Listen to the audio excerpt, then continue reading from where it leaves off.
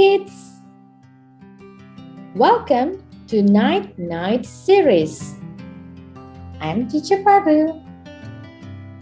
Today, we are going to hear another story. The story is about the curious George.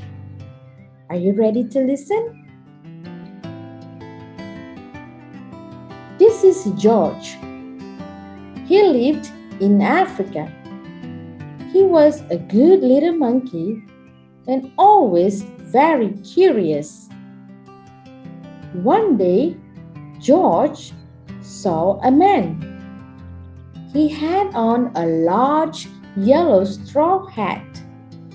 The man saw George too. What a nice little monkey, he thought. I would like to take him home with me.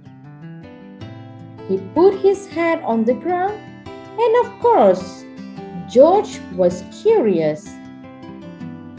He came down from the tree to look at the large yellow hat. The hat had been on the man's head. George thought it would be nice to have it on his own head. He picked it up and put it on. The hat covered George's head. He couldn't see. The man picked him up quickly and popped him into a bag. George was caught.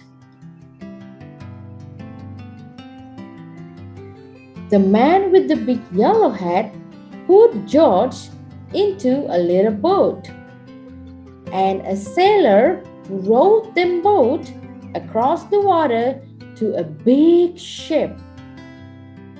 George was sad, but he was still a little curious. On the big ship, things began to happen.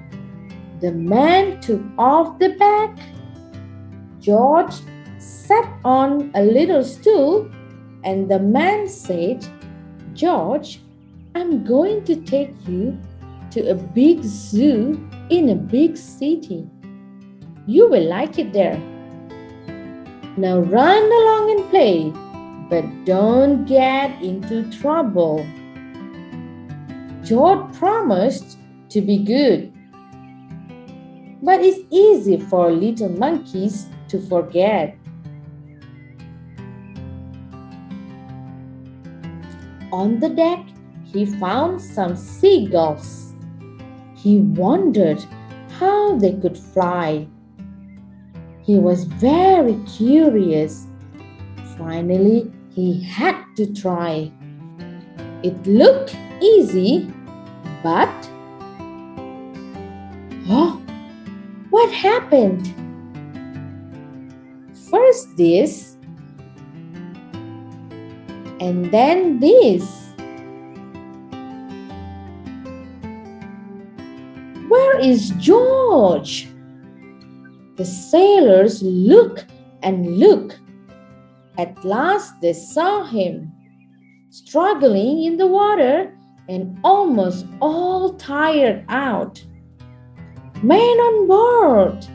The sailors cried as they threw him a life belt. George caught it and held on. At last, he was safe on board.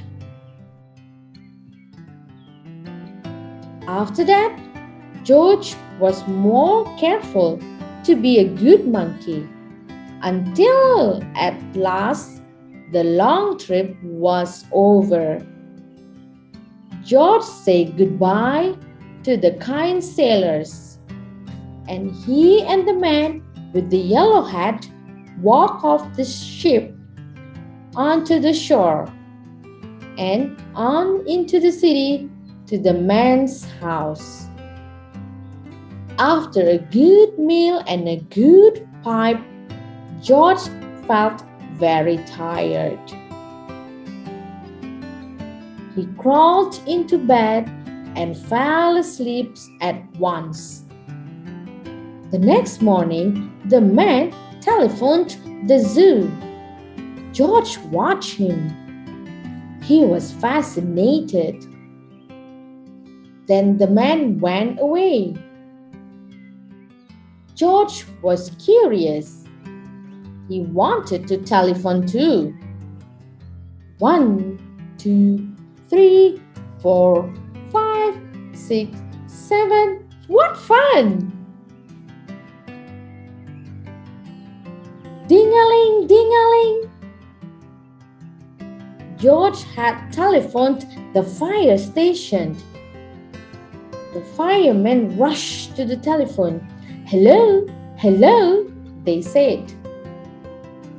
But there was no answer.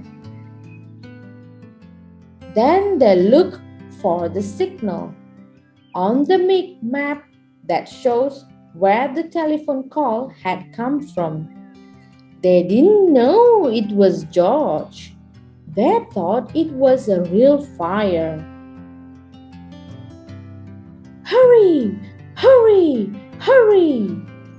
The firemen jumped onto the fire engines and onto the hook and ladders.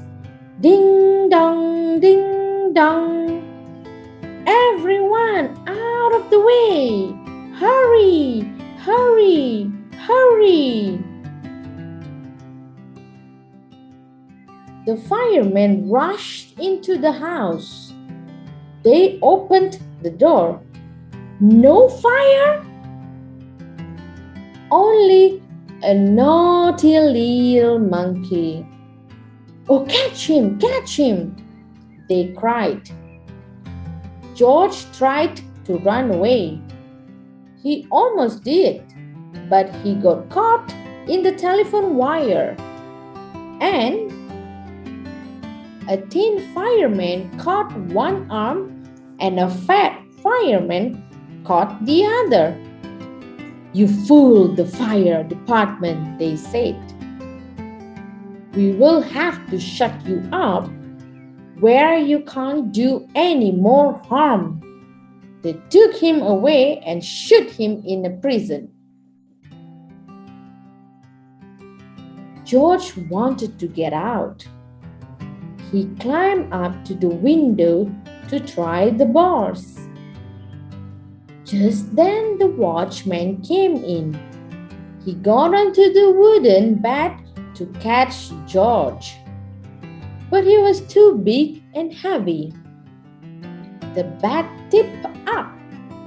The watchman fell over, and quick as lightning, George ran out through the open door. He hurried through the building and out onto the roof. And then he was lucky to be a monkey. Out he walked onto the telephone wires. Quickly and quietly over the guard's head, George walked away. He was free.